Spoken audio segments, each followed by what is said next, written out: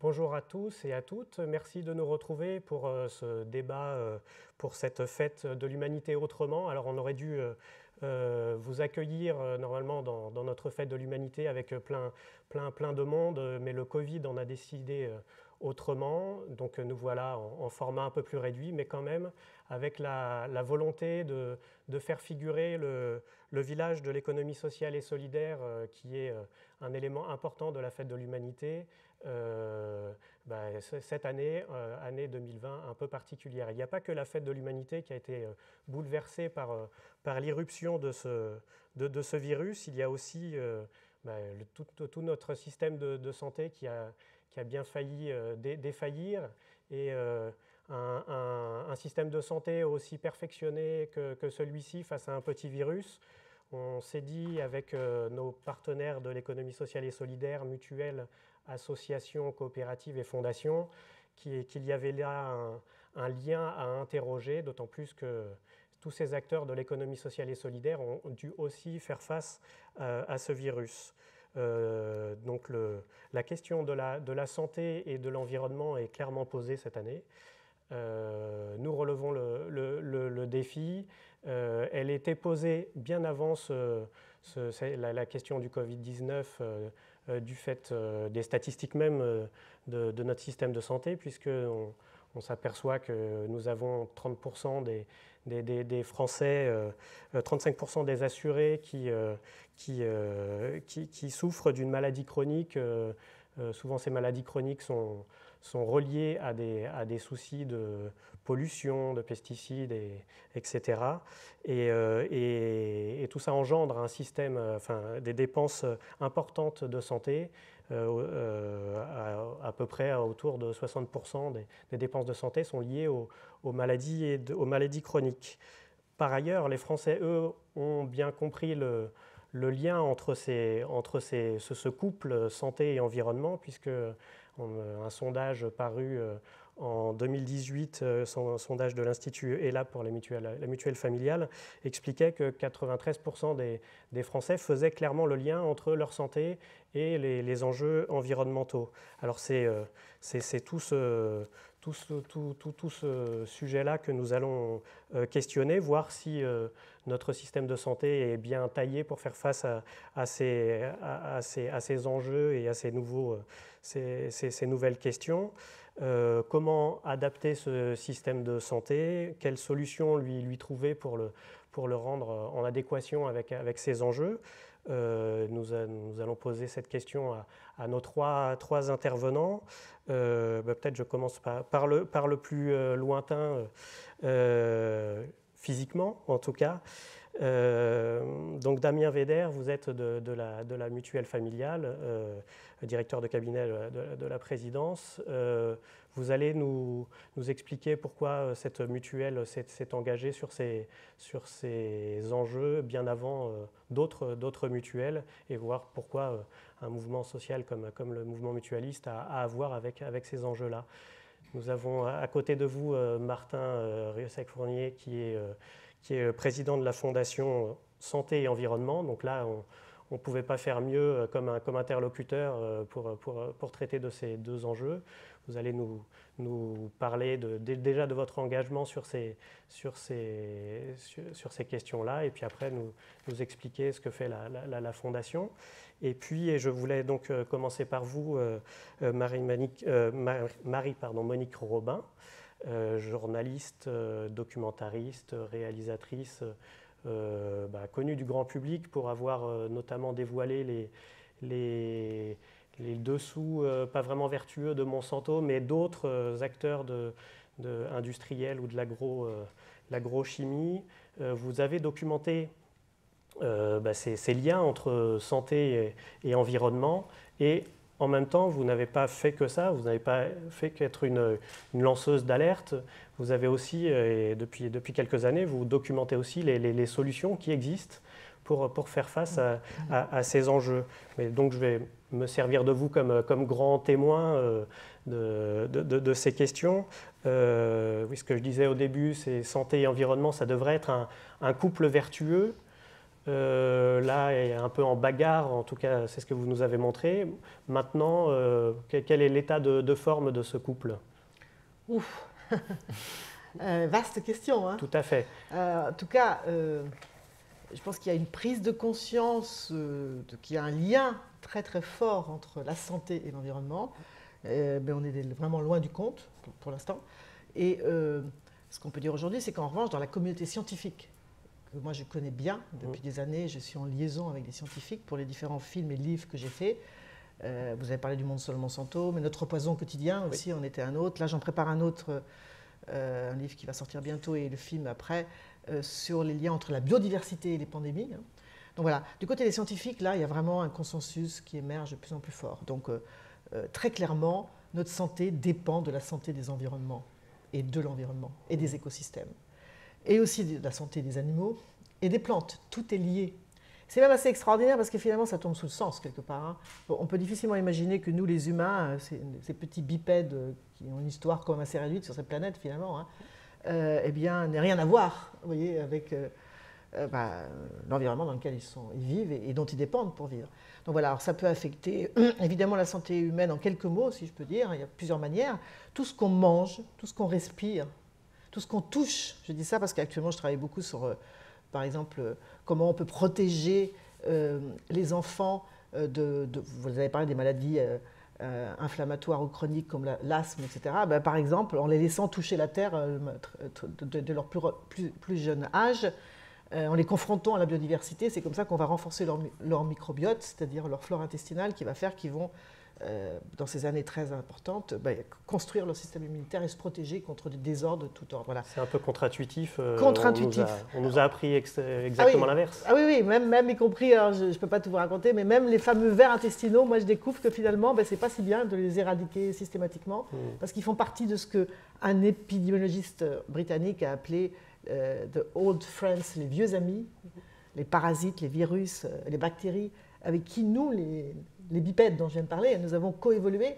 Et en fait, on en a besoin, et surtout dans le plus jeune âge, pour se défendre. Et ça provoque des réactions qui vont faire qu'on se protège contre l'asthme, on se protège contre les allergies, on se protège contre la maladie de Crohn, etc. Alors après, ça c'est une chose, ça c'est le fondement. Puis après, vous avez tous ces produits chimiques.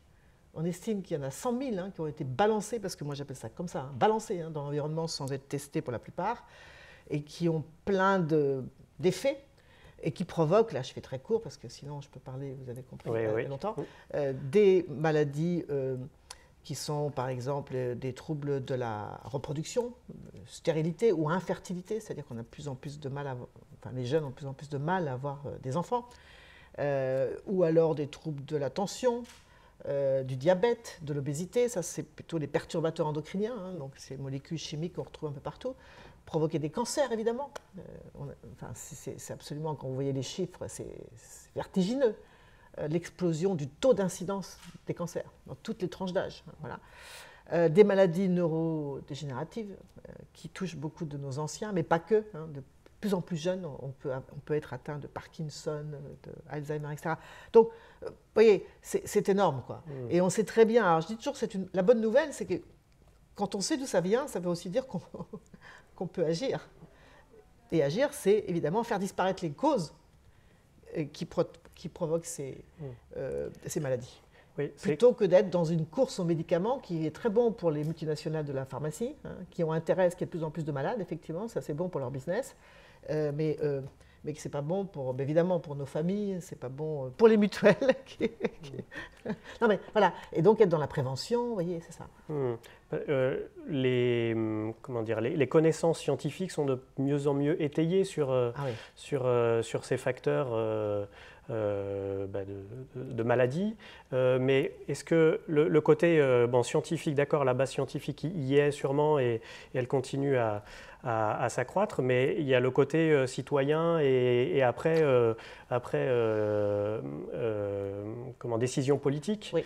Alors où on en est de ça? Alors, est-ce qu'il y a une prise de conscience? Vous avez bien résumé les trois acteurs importants, hein, dans ce genre de sujet, qui sont finalement des questions de droits humains. Hein. Oui. Droit à la santé pour tous. C'est un droit fondamental, au même titre que d'avoir le droit de se nourrir, mais on a le droit de... Voilà. Eh bien, ce sont, comme vous l'avez dit, les scientifiques. Alors là, je vous dis, le consensus est de plus en plus net. Et en plus, on voit des scientifiques qui prennent la parole. Moi, je les connais depuis longtemps, je leur dis, mais parlez. Ils n'ont plus peur. Bah, quand leurs laboratoires sont trop liés à des intérêts privés ou sont financés par des multinationales, ils ont peur parfois. Mais quand même, vu l'enjeu et la catastrophe sanitaire actuelle, hein, et plus largement environnementale, parce qu'évidemment le climat est aussi lié à tout ça, enfin, c'est les mêmes causes qui font... Enfin, on voit de plus en plus des... Vous avez vu, je ne sais plus, 1500 scientifiques qui vont signer une tribune, on ne voyait pas ça avant. Ouais. Voilà. Alors ça c'est une chose. Les citoyens, alors moi je les suis depuis longtemps et je les accompagne depuis longtemps. J'ai fait beaucoup de projections de tous mes films, voilà, depuis des années. Et je dois dire que de plus en plus de citoyens ont conscience de ce lien entre la santé et l'environnement, tout simplement parce que dans toutes les familles, il y a des gens qui ont des cancers, et parfois très jeunes. Dans toutes les familles, il y a des personnes qui ont des Alzheimer ou qui ont des allergies. Regardez les jeunes. Moi, je suis mère de 3 jeunes filles, jeunes femmes plutôt, on va dire maintenant, étudiantes. C'est impressionnant dans leur entourage. Elles ont entre 20 et 30 ans. Voilà, ce qu'on constatait aux États-Unis quand j'y allais il y a 15 ans, j'ai continué d'y aller pour mes filles, mais c'est arrivé évidemment chez nous.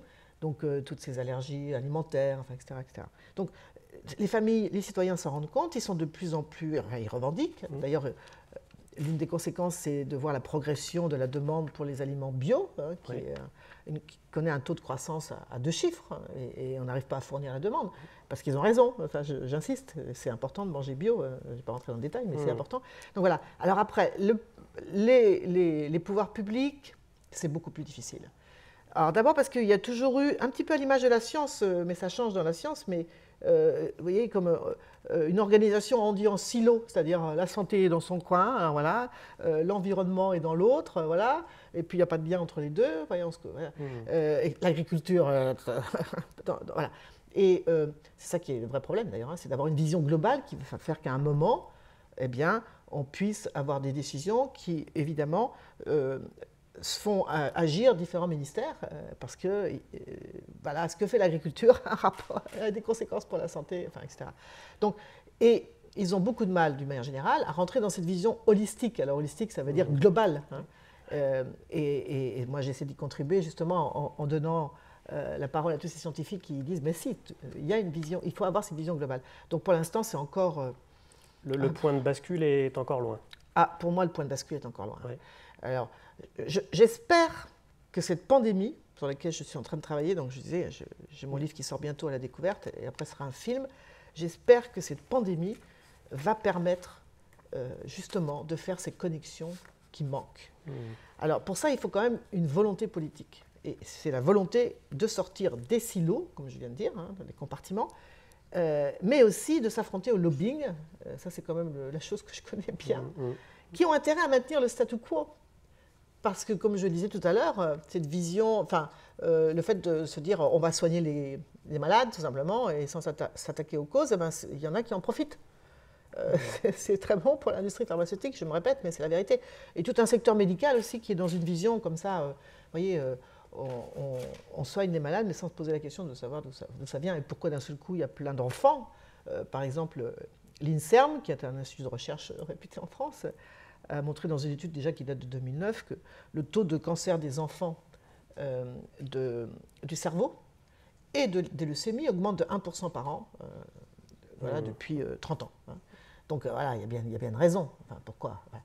Donc voilà. Alors il faut continuer à pousser nos élus à faire ces liens et puis il faut avoir les bons élus. Hein. Excusez-moi de vous dire ça, mais c'est aussi ça la question. Donc il faut voter. Il faut voter et puis bien voter. Alors justement, cette question citoyenne, Martin Rieussec-Fournier, vous l'avez vous-même, c'est la base de votre engagement sur ces questions de santé et environnement, c'est qu'à un moment donné, vous avez été confronté à ce duo qui s'est révélé pernicieux. Déjà, expliquez-nous comment vous est venu cet engagement, comment vous est venue l'idée de fonder Génération Cobaye et puis tout ce qu'il y a eu après et puis ensuite on verra ce que vous faites à la Fondation Santé et Environnement, mais d'une part votre engagement. Donc déjà merci pour l'organisation de ce débat et ravi d'être avec Damien et Marie-Monique présents. Je commencerai peut-être en disant que moi je suis fils de paysan.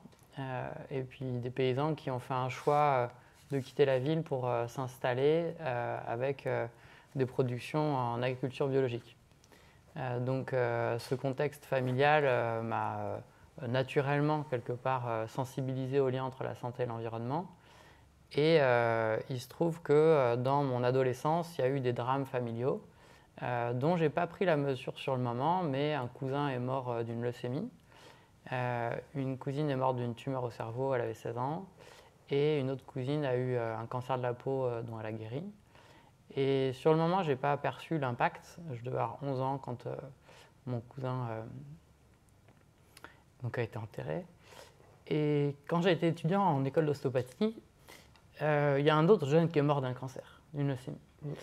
Et là, c'est arrivé dans un contexte où j'avais vu quelques mois avant le film d'Al Gore, Une vérité qui dérange. Et en fait, j'avais fait une nuit blanche suite à ce film où la trajectoire du chaos et de l'effondrement, pour faire très court, au niveau d'un emballement climatique, j'ai vu que ce n'était pas un scénario fantaisiste. Et donc, j'ai fait cette nuit blanche. Et là, je me suis dit, bon, bah, qu'est-ce que je vais faire de mon existence quelque part?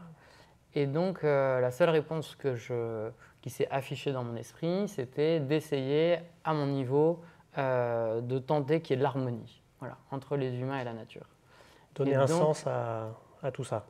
Quelque part, ça a été ma réponse. Je vais faire court, je ne vais pas raconter toute ma vie. Mais donc, du coup, après, ça a été comme une brûlure. C'était indispensable d'agir pour essayer qu'il y ait de l'harmonie.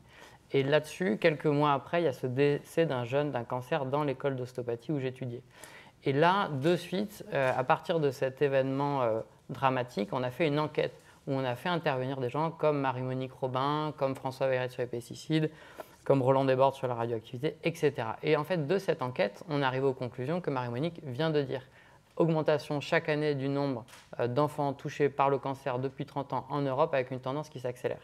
Et donc, quand on a pris la mesure des polluants, qu'à peine l'enfant conçu, il a déjà dans ses cellules des plastiques, des polluants, et de ce que ça génère dans 10 ans, 20 ans, 30 ans après, etc., on a été pris de vertige en fait. Et donc, on a fait comme un peu un cri, un appel de la jeunesse pour dire « stop, ça suffit ». Ça, c'était en 2009. Et Marie-Monique Robin, et je la remercie encore chaleureusement, elle en a été marraine de cette dynamique.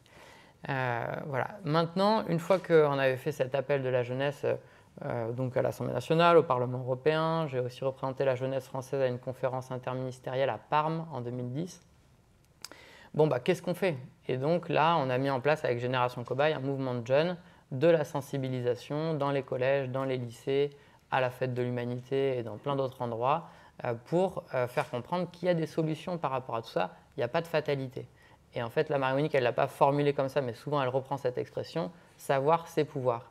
Et donc, nous, au niveau de la Fondation Santé Environnement de la Mutuelle Familiale, l'intégralité quasiment des fonds depuis la création en 2016 de la Fondation, c'est pour financer de la recherche, de manière à ce que la recherche avançant, il y ait des bases solides pour dire il y a des causes à ces maladies, agissons sur ces causes pour améliorer l'état de santé. Pourquoi? Parce que la recherche manque de moyens ou c'est juste un petit coup de pouce? Alors, je vais faire une toute petite parenthèse, mais de mon point de vue, ça illustre quand même les enjeux aujourd'hui au niveau de la recherche. Au fur et à mesure des 2 dernières décennies, de plus en plus de laboratoires de recherche publics, CNRS, INSERM, se sont vus être rapprochés, contraints ou souhaités, je laisserai à l'appréciation de chacun, des rapprochements avec des entreprises dans une logique de production immédiate d'une innovation dans une perspective de rentabilité. Donc un peu la sagesse ancienne, c'est du principe de précaution, dans le doute s'abstenir, prendre le temps de faire des études à long terme, tout ça quelque part ça a été un petit peu évacué, ça c'est ma perception. Et donc aujourd'hui la Fondation Santé Environnement, quand elle fait des appels à projets, et c'est une très bonne chose, il y a des laboratoires publics qui répondent et qu'on finance. Et en ce sens, je pense qu'on a un rôle de pionnier pour qu'on ait une recherche qui ne soit pas dans une visée uniquement de rentabilité économique. Et ça a des racines profondes comme état d'esprit. La fondation donc, a été créée par la Mutuelle Familiale, qui elle-même a été créée par des gens qui avaient initié le Front Populaire en 1936. Je laisserai Damien raconter quelques étapes de la Mutuelle Familiale, mais ce rôle de pionnier, ensuite, il doit être amplifié par les pouvoirs publics. Parce que nous, on touche des limites. On a des budgets, mais ce n'est pas les budgets qu'un État ou des ministères peuvent avoir. Et donc, Voilà, je ne vais pas plus développer, mais c'était pour partager un petit peu le fait qu'il y a eu des racines familiales à mon engagement, des déclencheurs, et puis aujourd'hui, je suis très heureux de soutenir la fondation. Et, voilà. Parfait, merci. Donc on vous a tendu la perche, Damien Weder. Que vient faire une mutuelle dans cette galère? Bonne question. Bonne question. D'abord, avant toute chose, parce que le débat est passionnant et on a toujours envie de prendre le temps de poser les choses et puis en fait, on se laisse happer tout de suite par l'intérêt du sujet. Juste 2 mots pour vous dire, effectivement, comme Martin l'a fait et comme Marie-Monique l'a fait aussi, merci pour l'organisation de cette conférence qu'on a souhaité, nous, à la Mutuelle Familiale, parce qu'on est partenaire de longue date de la Fête de l'Humain. Et puis parce qu'il y a des choses encore à dire, même si des choses ont été dites il y a 2 ans, des choses ont été dites l'année dernière, des choses ont été dites il y a 3 ans, des choses ont été dites en 2009. Voilà. On pourrait remonter comme ça très loin et on va remonter un peu très loin avec un peu l'historique de la Mutuelle Familiale. Beaucoup de choses à dire. La Mutuelle Familiale, c'est une mutuelle au sens plein du terme, c'est-à-dire qu'elle n'est pas simplement un rembourseur de soins, pas simplement un assureur. C'est un groupe de personnes constitué effectivement il y a déjà plus de 80 ans. Des personnes qui se sont réunies librement, qui ont constitué cette mutuelle pour prendre soin de leur santé, pour prendre soin de la santé de leurs membres, donc les adhérents et leurs personnes protégées. Donc les 150 000 personnes protégées aujourd'hui par la mutuelle familiale. Et puis au-delà de ça, la mutuelle familiale, c'est aussi une envie d'agir, une envie d'être passeur, ce qu'on est un peu tous là finalement. Avant d'arriver, Marie-Monique était sur des livres, sur des reportages. Avant d'arriver, Martin était sur plein de choses, il a vu plein de choses. Et puis, nous, c'est ce qu'on fait aussi à la mutuelle familiale. On va chercher de l'information, on va décrypter les choses. Et puis ensuite, on se le transmet, on se le passe. Et encore une fois, c'est l'intérêt de la Fête de l'Humain, entre autres choses. La mutuelle familiale, c'est une force d'engagement. Donc, je le disais depuis 80 ans, avec ce petit côté lanceur d'alerte aussi. Une experte de la santé, une experte de la protection sociale, qui est aussi un silo, ce que disait Marie-Monique tout à l'heure. On est chacun dans son silo, donc c'est bien de se passer des choses. Une mutuelle qui est experte du système de protection sociale et qui va chercher aussi une expertise en prévention, en lien avec l'environnement, en lien avec les maladies professionnelles de longue date. Très engagée, la mutuelle familiale, sur les cancers professionnels, par exemple, sur l'amiante, sur d'autres sujets, le Distilben, par exemple, qu'on citera peut-être à nouveau tout à l'heure. Donc, une mutuelle engagée qui est connue, reconnue pour ça, et qui essaye de faire plus que simplement rembourser du soin, voilà, en quelques mots. Donc ça se voit dans vos statistiques, vous avez vu monter, ne serait-ce que par les remboursements, les complémentaires santé, vous avez vu on le constate, ces enjeux. Effectivement, et alors vous l'avez rappelé tout à l'heure, autour de ces maladies chroniques, alors le lien qu'on fait est très simple, et effectivement maintenant, scientifiquement, il est étayé, de plus en plus de maladies chroniques, qui ne sont pas liées simplement au vieillissement de la population. Il faut le redire, hein, c'est l'argument, voilà, mais il faut vraiment que ce soit redit. Le vieillissement de la population n'explique pas dans ces proportions l'augmentation des maladies chroniques, ni non plus les progrès de la médecine. Donc ça, on le pose, on le voit. 60% des dépenses de l'assurance maladie consacrées aux maladies chroniques. Vous l'avez dit aussi, c'est 35% de la population en France qui est concernée. Dans le monde, le nombre de décès liés à ces maladies chroniques est très important, touche en particulier des pays à faible revenu ou à revenu intermédiaire. Donc on peut faire le lien aussi avec les inégalités sociales très très rapidement, qui est aussi un des centres d'intérêt de la mutuelle familiale. Donc on constate effectivement l'explosion de ces maladies, et puis on constate aussi dans le même temps l'impuissance des adhérents, des patients face à leur maladie, alors qui essayent de comprendre pourquoi dans ma famille pourquoi moi-même je suis malade, pourquoi en étant aidant, pourquoi je n'ai peut-être pas vu des choses, je ne comprends pas d'où ça vient. Donc on constate à la fois le coût de ces maladies chroniques, on constate l'impuissance des patients, on constate les ravages sur la vie du patient et puis sur son entourage, et puis on constate aussi parfois l'impuissance des professionnels de santé eux-mêmes. Et puis finalement, l'impuissance d'un système de protection sociale qui n'arrive pas à endiguer cette pandémie, parce que Marie-Monique mentionnait tout à l'heure la pandémie, même si on est dans une crise sanitaire avec une épidémie de Covid-19, là, celle dont on parle, c'est bien de la pandémie de maladies chroniques. Donc, d'une certaine façon, et certains l'ont dit ces derniers mois, une épidémie peut en cacher une autre, et celle-ci, on l'a oubliée. C'est la pandémie de maladie chronique, l'épidémie de maladie chronique. Pourtant, l'OMS alerte depuis longtemps, donc il faut agir. Voilà. Et j'imagine aussi que vous... Excusez-moi, mais oui. Ce qui est extraordinaire, moi, en faisant mon livre actuellement, qui est sur les liens, le titre, c'est protéger la biodiversité, préserver la biodiversité, c'est protéger notre santé. C'est qu'en fait, le Covid-19 fait le lien maintenant entre, d'un côté, ce risque sanitaire énorme, cette pandémie, j'appelle ça une pandémie silencieuse de maladies chroniques, dont on vient de parler, et de l'autre, ce risque accru dû à la destruction de la biodiversité, parce que c'est ce que montre mon livre et mon film futur, là, qui provoque cette pandémie de maladies infectieuses émergentes. Et en fait, on constate que les facteurs de comorbidité qui font qu'on est particulièrement touché par les effets de cette infection du virus avec le virus SARS-CoV-2, eh bien, sont effectivement ceux qui souffrent de maladies chroniques. Des gens, donc des problèmes, qui souffrent de maladies inflammatoires, comme les allergies, le diabète type 2, l'obésité, qui est aussi une maladie endocrinienne en fait. Voilà. Et là, c'est absolument impressionnant de voir ça. C'est-à-dire que là, il y a une jonction entre ces deux grandes pandémies, maladies chroniques et maladies infectieuses. Et là, on voit bien qu'on est aussi au pied du mur quelque part, parce que voilà, soit on continue comme ça. Et moi, j'ai interviewé 62 scientifiques pour le livre que je suis en train de finir dans le monde entier. Ils m'ont dit soit on attaque les causes qui sont les atteintes à l'environnement, sous toutes leurs formes, et en particulier la destruction de la biodiversité. Et on sait ce qu'il faut faire. Il faut arrêter de déforester, il faut arrêter de balancer des pesticides partout, etc. Et on peut imaginer un futur pour nos enfants. Oui, les solutions sont simples. Sont simples. Finalement. Moi, j'ai même fait des livres et des films là-dessus, pas changer le modèle agricole. Enfin, voilà. Soit on ne le fait pas, et c'est très inquiétant parce que moi, ces scientifiques, moi je suis, comme vous dites, une passeuse, ils me disent, nous sommes entrés dans une ère de confinement chronique. C'est-à-dire qu'à partir de maintenant, nous allons vivre toutes les années qui vont venir, parce que là, il y a le Covid, mais il y en a d'autres derrière.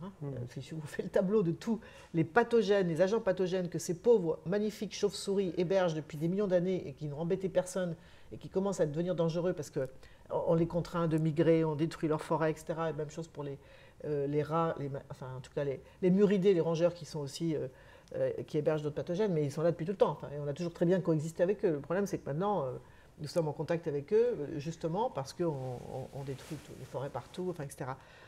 Donc, voilà, une ère de confinement, vous vous rendez compte ce que ça veut dire? Moi, je m'adresse aux jeunes, j'espère qu'ils sont... Ça veut dire que nos jeunes, là, nos enfants, toi, les tiens, petits, moi, ils sont plus grandes, les miennes, ils vont vivre toute leur vie avec un masque dans un sac. C'est ça que ça veut dire. Et moi, je le dis, parce que c'est ça qui se prépare. Et on est en train de se laisser embarquer là-dedans, voilà, plus ou moins à notre corps défendant, mais en même temps, c'est la capacité d'adaptation, finalement, y compris des élèves dans les écoles, me fait peur. Parce qu'on est rentré dans une ère de transformation profonde dans les relations humaines, etc. Et ça fait peur. Voilà. Donc, c'est très sérieux et j'espère encore une fois que cette pandémie qui touche des gens, mais qu'en même temps, excusez-moi de dire ça, mais c'est quand même... Moi, au moment où j'écrivais mon livre, je vous donne un exemple, j'ai interviewé un virologue au Gabon, donc au mois d'avril, et qui, lui, traque, entre guillemets, les chauves-souris pour voir quels sont les virus qu'elles hébergent, pour voir, enfin voilà, c'est son boulot, c'est un chasseur de virus, comme on dit, enfin bref, je travaille avec l'Institut Pasteur, enfin c'est quelqu'un de très sérieux, et qui me dit, écoutez, excusez-moi, mais on était en gros début mai, quand je l'ai interviewé. Il dit, vous savez combien il y a eu de morts du paludisme entre le 1er janvier et le 1er mai? Bon, il m'a dit 380, à l'époque, on était à 320 000 morts pour le Covid. Enfin, tout ça pour remettre un peu les choses aussi à leur juste... Voilà, c'est pas pour dire... Enfin, ce que je veux dire, c'est que il y a un emballement, ok, mais j'espère que cet emballement va aussi... Va traiter les enjeux globaux. Oui, et on ne va pas rester dans cette gestion très, finalement... immédiate. Et au coup par coup. Et au coup par coup, sans vision, vous voyez, comme ça, parce que la vision, pour l'instant, je ne la vois pas trop dégager des mesures qui sont prises, et pour éviter ce que je viens de décrire, c'est-à-dire une ère de confinement chronique. Voilà. Ah oui. Alors vous représentez une fondation et une mutuelle, vous avez l'impression d'être des bêtes étranges dans le monde de l'économie sociale et solidaire sur ces sujets-là, d'être un peu tout seul sur ces facteurs, ou alors est-ce que c'est quelque chose qui monte dans ce mouvement social? Alors, pour ma part, je ne me sens pas du tout, en tant que président de la Fondation Santé et Environnement, étranger à l'économie sociale et solidaire, parce que de mon point de vue, la nouvelle trajectoire pour l'économie du pays, c'est l'économie sociale et solidaire.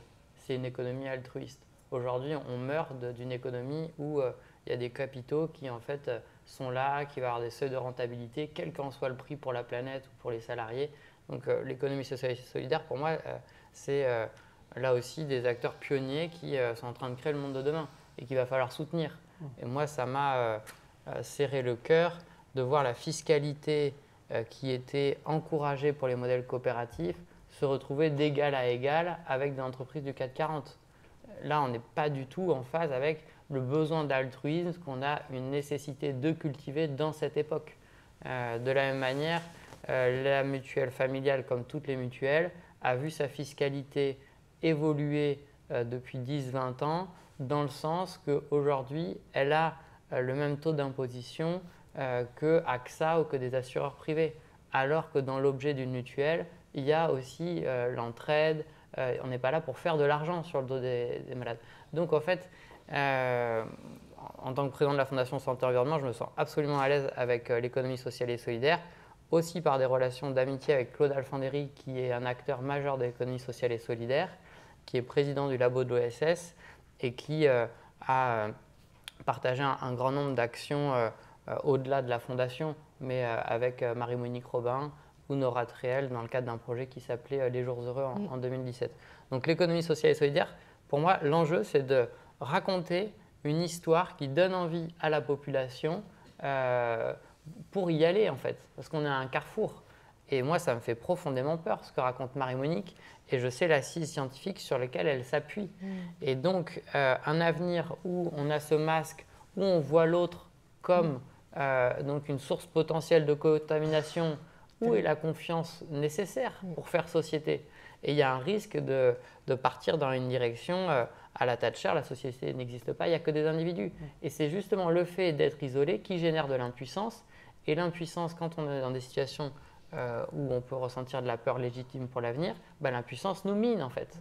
Et la confiance est générée par les liens qu'on a les uns avec les autres, etc. Donc c'est pour ça que je salue vraiment les organisateurs de ne pas avoir annulé purement et simplement, comme plein d'organisations le font, l'événement de la Fête de l'Humanité. Et que ça puisse se tenir et qu'on se voit et qu'il y ait des gens qui nous voient sur Internet. Alors je terminerai pour ne pas faire trop long parce que voilà, après les mots viennent. Et il y a plein de choses que j'ai envie de partager, mais je ne veux pas être trop long. Il y a quelque chose pour moi qui illustre l'enjeu dans lequel on est. La Fondation Santé Environnement a financé un état des lieux de tout ce qui gravite autour de la question de la périnatalité des sages-femmes. Il y a eu une enquête où l'intégralité des écoles de formation en France ont été questionnées sur quel est le contenu de formation pour que les sages-femmes connaissent ces liens entre la santé et l'environnement, pour qu'elles sachent qu'est-ce qui se passe s'il y a des pesticides, qu'est-ce que ça peut éventuellement générer dans 10 ans, 20 ans, 30 ans, etc. Parce qu'elles sont à un moment crucial de disponibilité des parents pour leur dire quelles bonnes pratiques sont nécessaires. Et là, en fait, c'est vraiment limpide pour aller dans le sens de ce que disait Marie-Monique Robin. D'un côté, on a une prise de conscience de la population en général qui fait les liens santé-environnement, et puis de l'autre, on a des écoles sous dépendance, sous tutelle du ministère de la Santé, où en fait, c'est peanuts, c'est zéro. Il n'y a pas de module en bonne et due forme avec une réelle formation sur les liens santé-environnement. Et donc, en fait, quand on demande aux établissements, et ça c'est une bonne nouvelle, est-ce que ça vous intéresserait d'avoir des modules sur la santé-environnement? Ils disent oui à 75%. Donc, ils sentent l'enjeu. Ouais. Mais dans les faits, c'est quelques heures par-ci, par-là. Il n'y a pas de module à proprement parler. Et donc, on a besoin que ce saut soit fait, mais ça implique que toutes les fondations, les mutuelles portent cette voix, que les citoyens la portent aussi et qu'il y a un débouché politique parce qu'en fait, on a besoin de vraiment voir les choses en grand. Ça ne va pas suffire si on intervient à Poitiers 5 heures par an ou 10 heures par an en tout et pour tout dans la prochaine décennie. Et on est dans ce moment-là, et moi je finirai vraiment là-dessus, ce qui d'une certaine manière un peu me rassure avec quand je regarde les choses positivement, c'est que Nelson Mandela, en Afrique du Sud, il y a eu une perte d'espoir. C'était l'apartheid, les actions non violentes ne marchaient pas suffisamment. Et en fait, le gouvernement d'Afrique du Sud avait en gros quasiment interdit l'éducation des populations noires. Et là, pour Nelson Mandela et l'équipe de l'ANC, c'était très affectant, c'était très difficile. Ils se sont dit, qu'est-ce qui va se passer avec cette génération qui aura subi un recul d'éducation, alors qu'au contraire, on a besoin que les populations noires soient éduquées pour qu'elles s'impliquent dans la vie de la société, etc. Et en fait, ça a généré l'effet contraire, c'est qu'ils se sont sentis bridés, mais c'est cette jeunesse-là qui a eu un élan de vie très fort aussi. Et aujourd'hui, moi, je suis absolument pour le port du masque. Je ne rentrerai pas dans ce débat. Mais quand je vais chercher mon fils à l'école hier et qu'on m'oblige à 100 mètres de l'école de mettre le port du masque alors que je suis tout seul au fin fond de la campagne des Pyrénées, je trouve qu'on ne va pas dans le sens de la responsabilisation des citoyens. Et je pense que tout ce qui va dans le sens d'être davantage à contraindre, à obliger, sans aller dans le sens de la responsabilisation, ça ne va pas dans le sens de gens qui prennent leur destin en main. Or, on a besoin de ça, de gens qui se sentent responsables. Et il faut savoir que la logique de précaution par rapport au Covid n'est pas du tout la même en France qu'en Suisse ou qu'en Allemagne.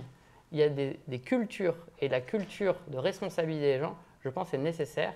Et je terminerai là-dessus.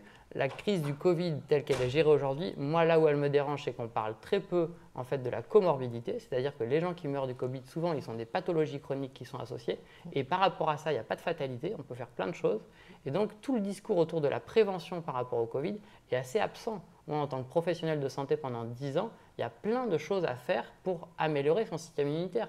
Comment on mange? Est-ce qu'on a une activité physique? Est-ce qu'on a des relations sociales de qualité? Et tout ça, c'est comme si c'était absent, alors que c'est des données qui sont au cœur de ce dont on parle. On n'en reste qu'au port du masque et puis au gel hydroalcoolique, mais il y a plein d'autres choses. Et donc, en fait, pour moi, c'est comme si au niveau de ce qu'on donne comme nourriture, alors le mot est peut-être pas approprié, mais en tout cas, ce qu'on donne comme information venant de l'État, c'est très vertical et descendant et c'est très réductif. Or, on a besoin d'élargir notre compréhension générale de ce qui se passe et de responsabiliser au maximum les gens. Et je suis d'accord que, bien évidemment, sur des endroits confinés, etc., il y ait des obligations en bonne et due forme. Mais quand on est au fin fond des Pyrénées et qu'on ne peut pas donc, aller chercher son enfant à l'école alors que c'est de la campagne, il n'y a personne autour de nous, là, je trouve que ce n'est pas aller dans le sens de la responsabilisation. Ouais, on sent en tout cas, Martin Rieussec-Fournier, que vous vous sentez en phase avec le courant dominant de la société qui est d'essayer d'avoir les choses en main et de se prendre en main pour pouvoir décider soi-même des évolutions. Mais est-ce que c'est le même sentiment pour vous, Damien Védère, à la mutuelle familiale? Est-ce que là aussi, vos sociétaires vous sonnent les cloches pour dire, bon, bah là, qu'est-ce que vous faites concrètement? Alors oui, alors il y a plein de transitions. J'essaye d'attraper tous les mots de Martin, il y a plein de choses à dire. Alors oui, pour la responsabilisation, évidemment, et les mutuelles se sont constituées sur ce principe-là de responsabilisation. Ce qui ne va pas sans actes de pédagogie, de prévention, de promotion de la santé, pour lâcher le mot, mais qui est une petite révolution des années 80, qui n'est pas encore complètement intégrée, mais on y arrivera. On a besoin du coup d'encourager des modèles responsabilisants. Et pour en revenir à la taxation, et je ne peux pas passer à côté, effectivement, des taxes supplémentaires qui arrivent sur des modèles solidaires et responsabilisants, au même titre que les autres, nous mutualistes, ça nous pose des problèmes évidemment. Et puis surtout, on se dit que ce n'est pas comme ça qu'on va pouvoir... on ne pourra pas tenir sur le long terme et pallier les défaillances d'un système de protection sociale qui arrive en bout de course, en fait, parce que trop curatif, parce que pas assez de prévention, parce que hospitalo-centré, etc., etc. Ce qu'on a dit un peu ces derniers mois, ce qu'il faudra redire éventuellement lors du Ségur de la santé publique, mais en tout cas, on ne pourra pas fonctionner comme ça, cautionner parfois les errements un peu du système de protection sociale. On fête les 75 ans de la sécurité sociale, c'est l'occasion maintenant tous les feux sont ouverts pour lancer une refondation sur des principes clairs, en encourageant les modèles effectivement solidaires et responsabilisants, et puis en arrêtant de rajouter une taxe dès qu'on a un problème. C'est le cas là, pour faire face à la crise sanitaire qu'on connaît. Alors c'est dans l'urgence, c'est face à l'urgence, mais c'est une façon de ne pas penser encore une urgence de long terme, qui serait cette refondation de la santé publique et une refondation du système de protection sociale, de notre sécurité sociale, de la médecine du travail, de la médecine scolaire, etc. etc. Donc c'est vraiment en tout cas le bon moment pour agir. Et effectivement, l'économie sociale a tout son rôle à jouer. L'environnement, ce silo de l'environnement, de l'écologie, ce silo de la santé, ce silo de l'économie sociale. Et on le voit bien dans les engagements ou les trajectoires personnelles, que ces silos éclatent les uns après les autres et qu'on se retrouve sur un autre niveau de mise en commun, de partage, etc. On vous sent positif, vous me parlez de feu vert, moi je vais vous donner des feux rouges sur le financement de la sécurité sociale, sur le trou qu'on commence à... Enfin, c'est un petit refrain qu'on commence à entendre là, sur le fait de conserver un système fondé sur le paiement à l'acte, donc une sorte de consumérisme, sur le fait de contraindre un objectif national de dépenses de l'assurance maladie, alors que les besoins sont nettement plus grands, un point de vue comptable qui finalement continue à prédominer. Donc, oui, mais c'est intéressant parce que ce point de vue comptable, alors je n'ai pas les chiffres précis, mais je vais quand même vous dire l'esprit général. André Cicolella, qui est un toxicologue qui anime le réseau Environnement Santé, que je connais bien, dans l'un de ses livres, que moi-même j'avais cité dans notre poison quotidien d'ailleurs, disait, alors je vous dis de mémoire, hein, mais si on avait le même pourcentage de maladies longue durée, en fait, ALD, hein, donc dont font partie les maladies chroniques dont on vient de parler, qui a 20 ans, peut-être c'est 25, je ne sais plus, hein, mais ce n'est pas grave, eh bien aujourd'hui, il y a 0 trou de la sécurité sociale. Il faut être clair là-dessus, quoi. Hein, c'est qui pèse de plus en plus, c'est ça. Donc, là, face à ça, on fait quoi, hein? Donc, soit on reste dans cette logique donc, curative, très mal, enfin, qui est très peu efficace, hein, mais qui est très bonne, encore une fois, pour le business des médicaments, hein, et médical en général, d'ailleurs. Quand j'étais une fois pour notre poison quotidien, j'avais interviewé un épidémiologiste américain de l'Université de médecine de Boston qui m'avait parlé du cancer. Il faisait partie de ce fameux conseil du président américain, vous savez, qui se réunit régulièrement sur le cancer depuis que M. Nixon a lancé la guerre contre le cancer avec le succès qu'on connaît, reprise par Chirac et compagnie. Et donc, Richard Clapp, qui s'appelle cet épidémiologiste, m'avait dit « Le cancer est un crabe aux pinces d'or », n'est-ce pas ? Et il rapporte, alors je sais pareil, les chiffres je ne me rappelle plus, je les donne dans le livre, des milliards, quoi.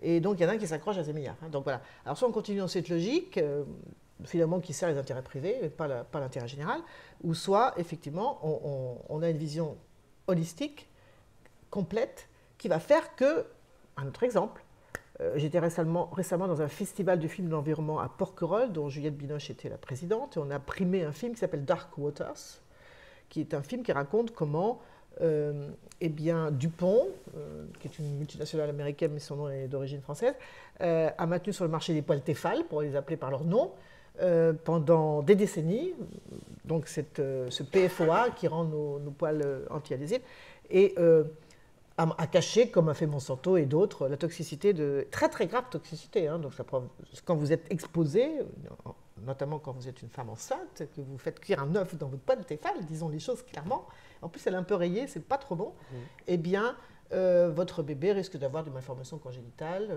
enfin c'est très sérieux quoi. Eh bien, moi j'étais sidérée parce que j'ai dit ça à Porquerolles quoi. Depuis 2015, DuPont, qui est le principal fabricant, alors après il y avait Teflon, qui, enfin bref, on est dans l'économie capitaliste, donc bref, on dit c'est fini, on n'utilise plus le PFOA dans les... Vous avez entendu où, vous, une campagne française du gouvernement, du ministère de la Santé, qui disait « Jetez toutes vos vieilles poêles Tefal rayées hein. ». J'ai dit ça à Porquerolles et après j'étais assaillie par les habitants de l'île hein, qui venaient me voir. « Ah bon, on ne savait pas ». Ils m'ont envoyé des photos, on a balancé le poêle. Parce que les vieilles poêles Tefal, enfin bref. C'est incroyable. Voilà. Et c'est aussi incroyable qu'il n'y ait pas une campagne officielle du ministère de la Santé qui dise aux femmes et aux hommes qui ont l'intention de procréer ou des jeunes mamans enceintes, attention à tous ces perturbateurs endocriniens qu'on retrouve dans les détergents, les poêles Tefal, les tupperwares, c'est encore très longtemps dans les biberons en plastique, maintenant ça y est, c'est fini. Voilà. Et d'ailleurs, pour une belle campagne qu'avait fait le mouvement Génération, c'était génial parce que j'étais la marraine et moi on avait lancé ça, tu te rappelles, place Vienna, là. C'était une campagne pour ce qu'on appelait l'orgasme. L'éco-orgasme. L'éco-orgasme. Donc toute une série de recommandations aux jeunes pour éviter dans les capotes les saloperies dont je viens de parler, là, par exemple, hein, et tout ce qu'il faut faire, enfin tout ce qu'il faut virer de ses placards ou de ses achats, si on veut protéger le futur bébé. Voilà. Donc là, il y a un vrai problème, quoi. Et donc, il y a un vrai problème parce que tout ce qu'on sait, vous, moi, enfin, et tous les gens qu'on représente, c'est-à-dire tous ces scientifiques qui ont accumulé ces preuves, etc., eh bien, pour l'instant, le grand public n'est toujours pas informé, ne le sait pas, quoi. Parce que il y a pas le gouvernement, les institutions publiques ne jouent pas leur rôle d'information. Et le jour où ils diront clairement, voilà, il faut éviter tel produit, enfin tel produit chimique, hein, qu'on retrouve là, dans les produits de beauté, parce que les cosmétiques, c'est un vrai problème, c'est un énorme problème. Les détergents, c'est un énorme problème. Les moquettes et je ne sais pas quoi, enfin, vous voyez, tout ce qui touche aux ustensiles de cuisine, etc. Et tant que ça ne sera pas dit clairement, c'est-à-dire qu'on osera affronter le mensonge et la manipulation systémique des industriels qui vous embobinent, même chose pour le glyphosate évidemment, hein, en permanence, en pratiquant ce qu'on appelle aux États-Unis la fabrique du doute. Hein, donc ça consiste à dépenser des millions pour aller à l'encontre des preuves scientifiques. Oui, en fait, voilà, c'est le modèle, c'est l'industrie du tabac hein, qu'on donne toujours. C'est-à-dire, voilà, te faire croire qu'il y a une polémique scientifique sur, sur les évidences, comme on dit en anglais, les preuves, alors qu'il n'y en a pas. Elle est entretenue artificiellement par des études bidons, notamment, je fais court et simple. Hein. Donc voilà, le jour où le gouvernement français et la communauté européenne auront le courage de dire stop, voilà, maintenant, ces produits-là, on vous informe qu'ils sont très dangereux pour votre santé et on va s'organiser pour qu'ils soient retirés du marché, eh bien, nous serons toujours dans le déni, toujours. Et on est encore dans le déni, pour moi. Hein, parce que franchement, il n'y a pas... Bon, le bisphénol A, qui a été un succès, voilà, la France était même pionnière. Vous savez, c'est donc cette molécule, cette hormone de synthèse qu'utilisent des industriels pour rendre le plastique dur. Enfin bref, on passe les détails. Les biberons, c'était l'exemple. Biberon en plastique, qu'on mettait en plus dans le micro-ondes, alors là c'était vraiment la totale pour le pauvre bébé. Non, franchement, hein, bon, on a réussi effectivement à l'interdire en France pour tous les ustensiles, enfin, pour tout ce qui est les contenants alimentaires. On le retrouve aussi dans les canettes de bière, la petite pellicule blanche, dans les tickets de caisse, etc. Voilà, c'est un produit dont on peut effectivement se vanter, mais il y en a tellement d'autres. Hein. Et donc voilà, c'est là qu'il faut en arriver et on en est encore loin. Alors après le Ségur de la Santé, le ministre de la Santé justement a annoncé la tenue d'un Ségur de la santé publique. Martin Rieusec-Fournier, qu'est-ce que vous attendez de ça finalement? C'est un peu la mère de toutes les batailles.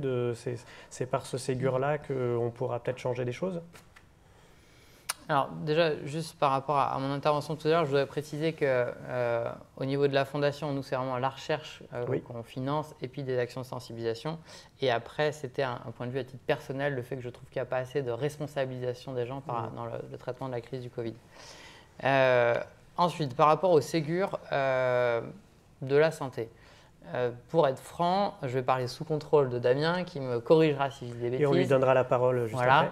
Mais comme on n'a pas développé de pensée, de positionnement dans la fondation et la mutuelle à ma connaissance, je vais parler en roue libre et puis il me complétera et il me corrigera si je dis des bêtises. Ça tombe bien, la fête de l'humanité est aussi un endroit où les gens parlent librement, donc parlez sans crainte. Ok, donc concrètement, on est dans une situation où en 2007, il y a un plan éco-phyto.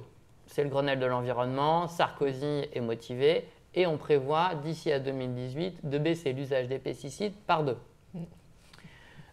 Emmanuel Macron est élu en avril 2017, ou mai 2017. Et en 2018, finalement, les pesticides n'ont pas diminué de moitié, mais ils ont augmenté de 50%. Pourquoi je parle de ça au moment où vous me posez la question sur le Ségur de la santé? C'est que pour moi, il y a un lien entre les deux. Nicolas Hulot a démissionné de son poste de ministre parce qu'il sentait qu'il était contraint, il n'y arrivait pas, le poids des lobbies était plus fort que lui. Alors que c'était une promesse de campagne, Macron a reculé sur le glyphosate. Donc en fait, de mon positionnement, je pense que en fait, on se moque des Français avec de l'affichage.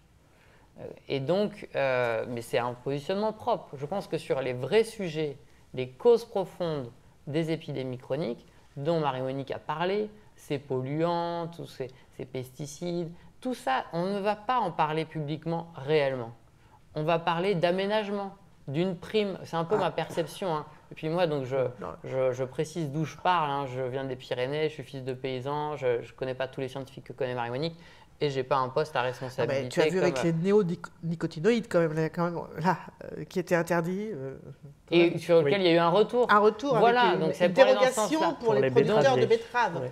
Voilà, donc tout est dit en fait pour moi. Ouais. Et donc je n'ai pas d'attente majeure et je reviendrai sur un événement important qu'a fait la Mutuelle Familiale au CESE, au Palais d'Iéna. Il y a eu un colloque, très important ce colloque, avec des gens qui ont témoigné des problèmes pour les couples qui n'arrivent pas à avoir d'enfants. Aujourd'hui, c'est de l'ordre d'un couple sur 4 qui, après 1 an sans contraception, n'arrive pas à avoir d'enfants. Les causes sont multiples, bien sûr. Les femmes font plus des enfants à 20 ans, mais plutôt à 30 ans. Mais il y a une dimension de polluants très importante. Et là, je mettrai la casquette d'ancien professionnel de santé. Pendant 10 ans, donc j'étais professionnel de santé, j'étais ostéopathe.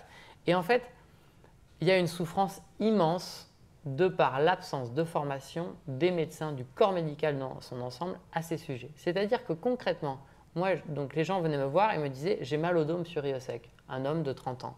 Je dis « d'accord, vous avez mal où ?» etc. Et puis je dis « et en ce moment, comment ça va ?» Il me dit ben, « ma femme, on n'arrive pas à avoir d'enfant et elle a un traitement hormonal, chimique très lourd par rapport à la fécondation in vitro. » D'accord, et ça s'est passé comment? Ça a été très très vite. On n'a pas eu le temps de beaucoup parler, ça a été très vite. Et puis là, on est à notre deuxième fécondation in vitro et on sait qu'on a droit que à 3 et c'est très fatigant, c'est très lourd.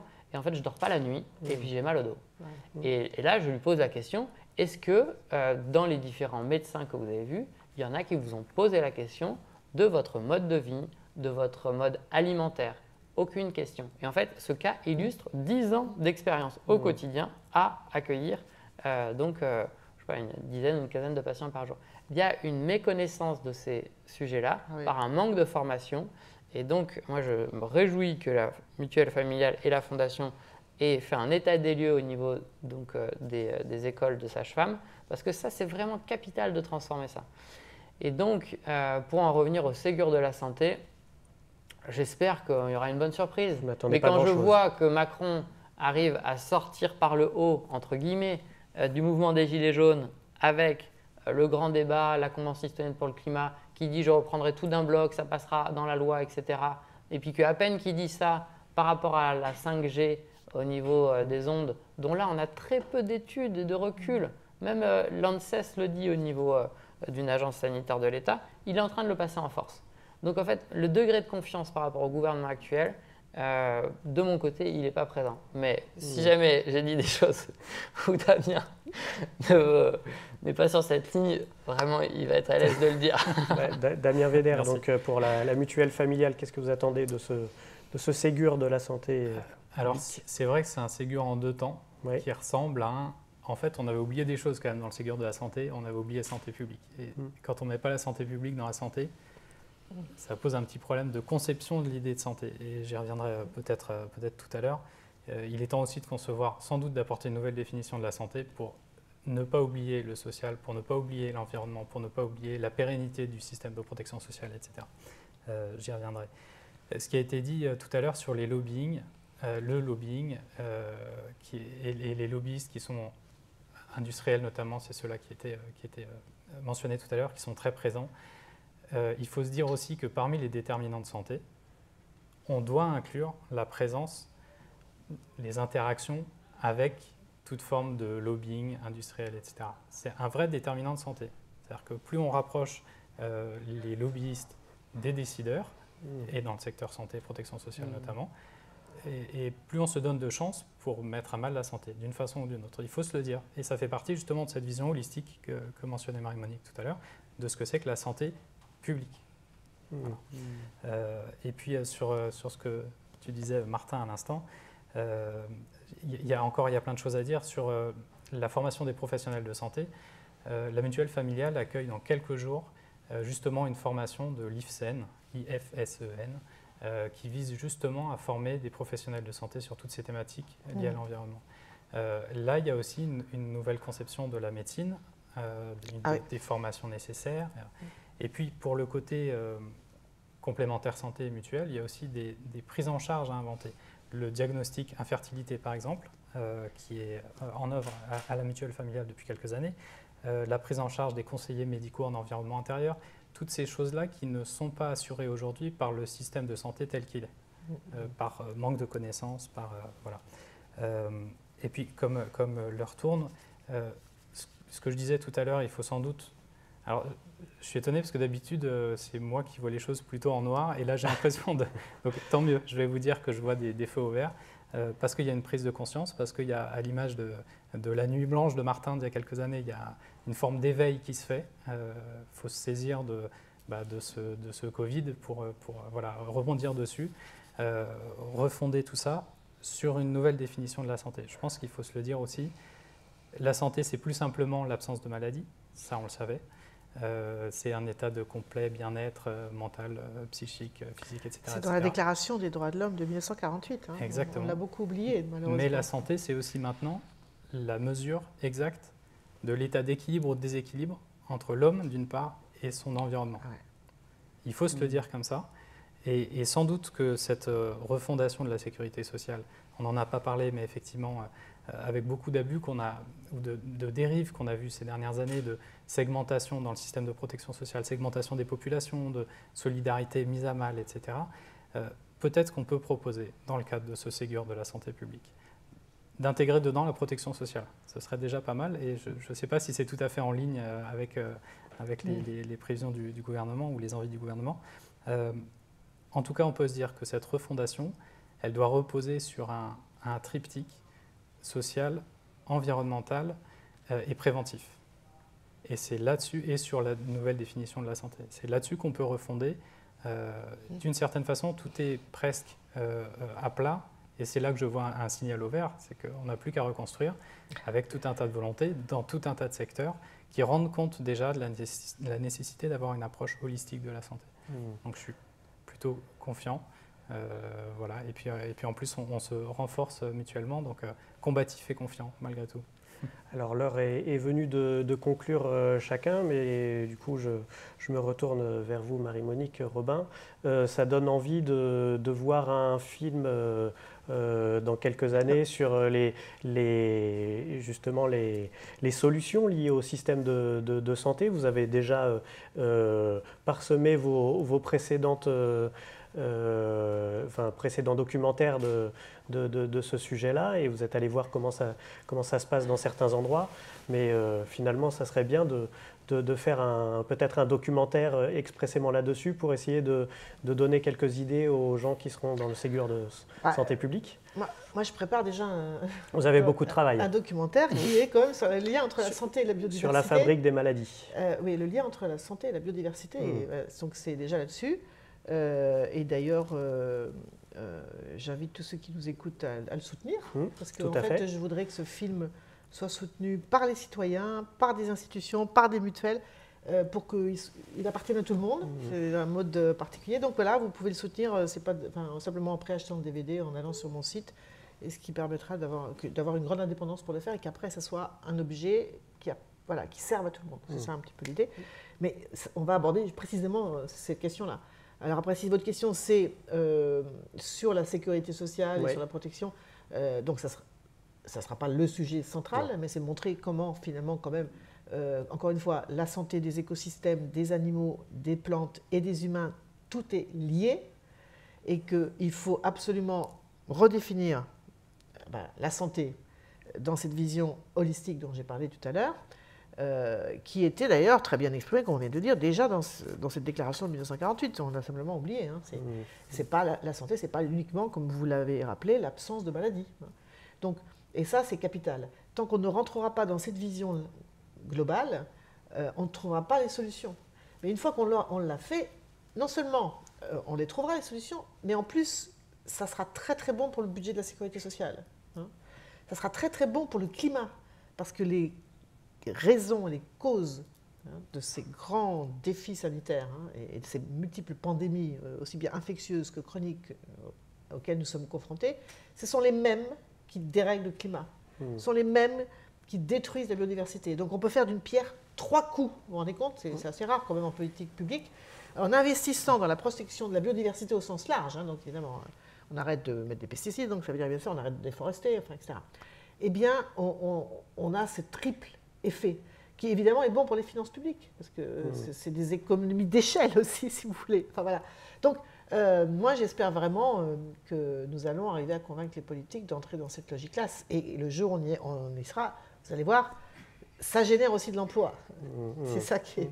C'est une vraie transition, mais ça génère aussi de l'emploi. Mais de l'emploi au service de l'intérêt général, bien sûr. Donc, voilà. Donc, c'est un écosystème global qu'il faudrait mettre en place. Martin Rieussec-Fournier, donc pour la Fondation Santé et Environnement. Donc, si vous êtes plus sceptique côté politique, en tout cas, vous misez sur le mouvement social, le mouvement populaire, la citoyenneté pour changer les choses. De toute manière, l'histoire n'est jamais écrite d'avance. C'est Bergson, je crois, l'avenir est incertain parce qu'il dépend de nous. Donc, si j'ai pu exprimer une critique vis-à-vis des pouvoirs publics actuels, l'avenir, il sera ce qu'on en fait. Moi, les mots de conclusion, c'est vraiment, nous sommes une génération où on est les enfants du pétrole. Le pétrole, malheureusement, il circule dans nos artères avec tous les polluants. Dans l'atmosphère, il dérègle le climat. Et comment cette génération qui a un état de santé avec des maladies chroniques qui sont en dormance et de plus en plus présentes, eh bien, elle va réussir à opérer une vraie métamorphose, mais dans le sens concret. Comment on va passer d'un système qui, pour l'instant, de mon point de vue, c'est plutôt un système de soins, à un système de santé, qui fasse la promotion de la santé avec le lien santé-environnement. Donc, on est une génération qui a une décennie, principalement, pour, je pense, changer la trajectoire. Ce que je souhaite, c'est que toutes les générations, en fait, les yeux les plus grands ouverts sur ce qu'on est en train de vivre, parce que je ne pense pas qu'il y ait d'êtres humains qui soient indifférents à ce qui se passe. Donc, je souhaite juste qu'en fait, il n'y ait personne qui détourne le regard, qu'on regarde ensemble la situation, et puis, chacun à notre niveau, qu'on fasse un pas dans le sens de la santé de la Terre et de la santé, la nôtre et celle de nos enfants. Et je pense qu'on y arrivera, si on ne détourne pas le regard. Voilà. Ça fait une belle conclusion. Damien Weder, la vôtre. Donc, vous avez tout un système de protection sociale à reconstruire. Bon courage. On va y aller doucement. Alors, c'est compliqué de conclure après Bergson. Je suis un peu sec comme ça. Non, ce que je peux vous dire simplement, c'est en tout cas ce que la mutuelle continuera à faire, comme elle l'a fait depuis 80 ans. Innover sur les prises en charge, il y a encore plein de choses à inventer. Mener des actions de sensibilisation, on n'en a pas beaucoup parlé, mais il y a des vraies choses possibles, faisables au quotidien, même si effectivement il faut faire attention avec cette logique de prévention qui, à mon avis, quand même, va émerger dans le cadre du Ségur, je le souhaite en tout cas de la santé publique, faire attention à ne pas stigmatiser et ne pas rendre l'individu responsable. Autrement dit, à chacun de nous ici de gérer son environnement et puis s'il est exposé à une substance mutagène, reprotoxique, cancérigène, etc., c'est qu'il a mal géré sa vie. Donc il faut faire attention à ça, mais en tout cas, des choses sont possibles et savoir effectivement ses pouvoirs. J'aime bien cette conclusion-là aussi. Et puis donc agir en prévention, prendre la parole. C'est ce que fera encore la mutuelle familiale. On a parlé des masques aussi, beaucoup ces derniers temps. La mutuelle familiale s'est positionnée là-dessus. Oui, pour la logique de prévention. Oui, pour porter le masque.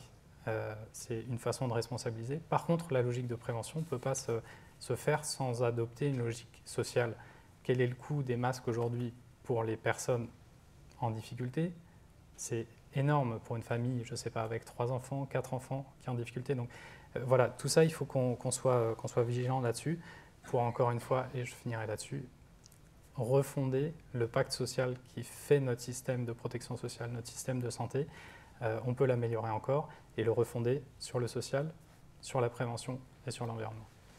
Eh bien, merci à vous trois. Merci donc à Damien Weder de la Mutuelle Familiale, Martin Rieussec-Fournier de la Fondation Santé Environnement, et puis merci à Marie-Monique Robin documentariste et qui a joué le rôle gentiment de grand témoin pour nous. Merci beaucoup d'avoir participé à ce débat. N'hésitez pas à aller visiter tous les autres débats sur la plateforme de la Fête de l'Humanité 2020 dite autrement. Et puis on espère l'année prochaine avoir une grande fête populaire comme d'habitude. À bientôt.